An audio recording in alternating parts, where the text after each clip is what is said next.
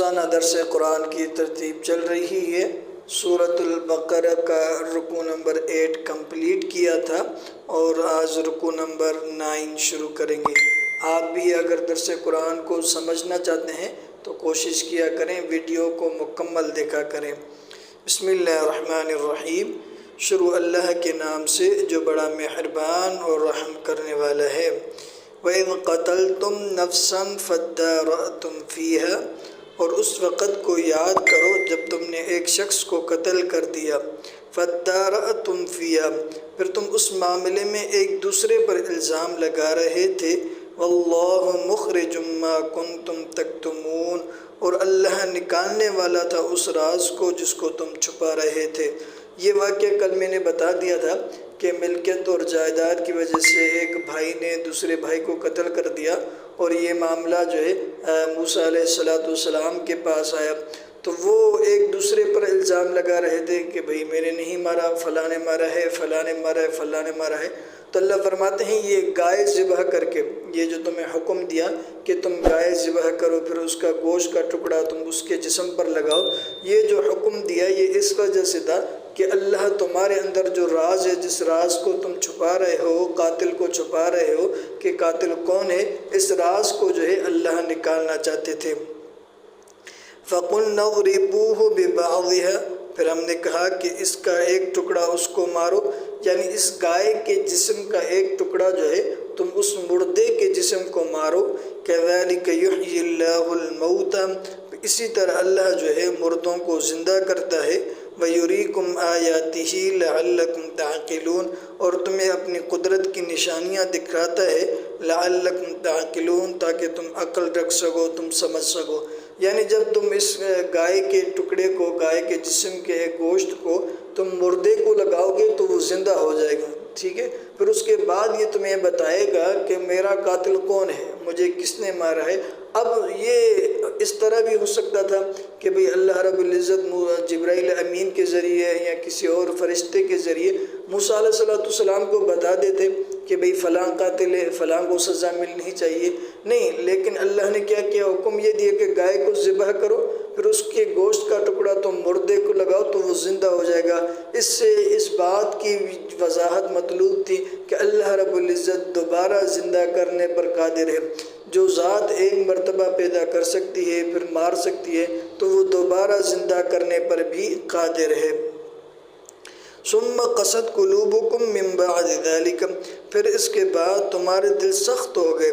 فہی کالحجارۃ او اشد قسوہ، وہ گویا کہ پتھروں کی طرح ہو گئی یا اس سے بھی زیادہ سخت۔ یعنی ہونا تو یہ چاہیے تھا کہ تم اس سے نصیحت حاصل کرو، اس سے سبق حاصل کرو، اس کے باوجود بھی تمہارے دلوں کے اندر سختی پیدا ہو گئی اور تم جو ہے احکامات پر عمل کرنے والے نہیں، اور جو اللہ کے احکامات کو پس پشت ڈالنے والے بن گئے۔ تمہارے دل جو ہے وہ سخت ہو گئے، پتھروں سے بھی زیادہ سخت ہو گئے۔ وَإِنَّ مِنَ الْحِجَارَةِ لَمَا يَتَفَجَّرُ مِنْهُ الْأَنْهَارُ، بے شک بعض پتھر ایسے ہوتے ہیں یتفجر منہ الانہار، جن سے نہریں بہتی ہیں۔ وَإِنَّ مِنْهَا لَمَا يَشَقَّقُ، اور بعض پتھر ایسے ہوتے ہیں جو پھٹ جاتے ہیں۔ فَيَخْرُجُ مِنْهُ الْمَاءُ، پھر ان سے پانی نکلتا ہے۔ وَإِنَّ مِنْهَا لَمَا يَهْبِطُ مِنْ خَشْيَةِ اللَّهِ، بے شک بعض پتھروں میں سے بعض پتھر ایسے ہیں جو اللہ کی خوف سے لرزتے ہیں۔ وَمَا اللَّهُ بِغَافِلٍ عَمَّا تَعْمَلُونَ، اور بے شک اللہ اس چیز سے غافل نہیں ہے جو تم عمل کرتے ہو۔ یعنی اللہ فرماتے کہ تمہارے جو اللہ کے احکامات کو پس پشت ڈال رہے تھے بنی اسرائیل، اللہ فرماتے تمہارے دل جو ہے پتھروں سے بھی زیادہ سخت ہو گئے۔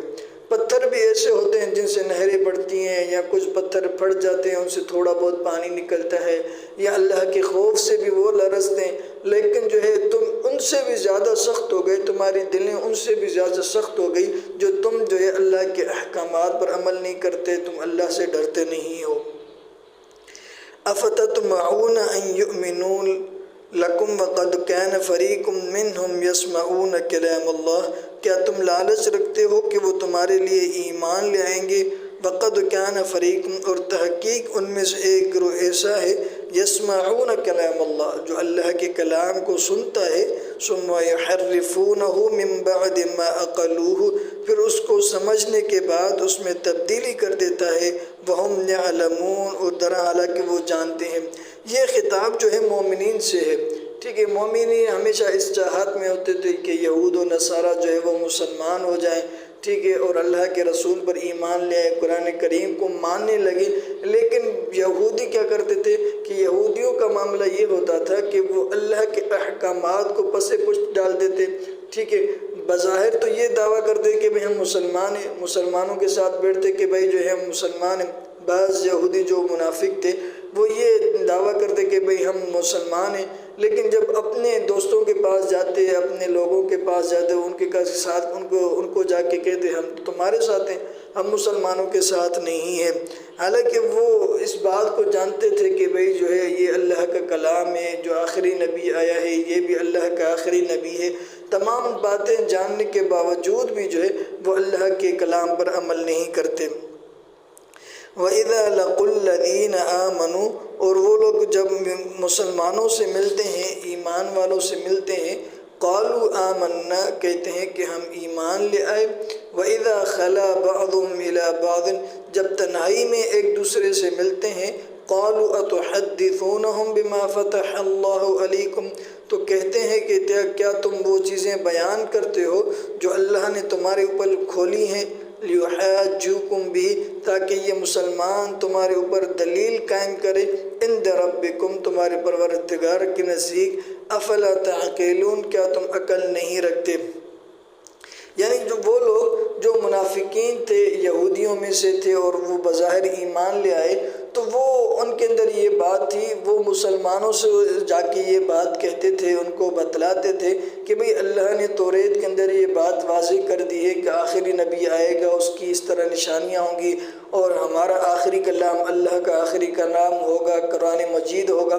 اس طرح کی باتیں جو ہے وہ مسلمانوں کو بتلاتے تھے، ٹھیک ہے، ہماری توریت کے اندر یہ باتیں موجود ہیں۔